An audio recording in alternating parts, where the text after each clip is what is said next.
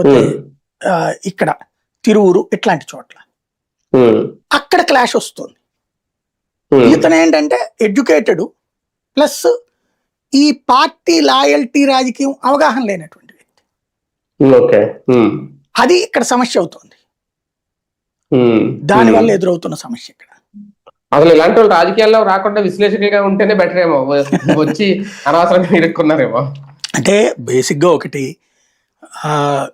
రాజకీయం అనేటటువంటిది రుచి చూశారు. ఇప్పుడు దళిత బడుగు బలహీన వర్గాల నుంచి రాజకీయాల్లోకి రావడాన్ని ఎంకరేజ్ చేయాలా, ప్రోత్సహించాలి. కాకపోతే పార్టీ లాయల్టీకి దీనికి మధ్యన ఉన్నటువంటి గ్యాపే ఆయన్ని ఇబ్బందికి గురి చేస్తుంది.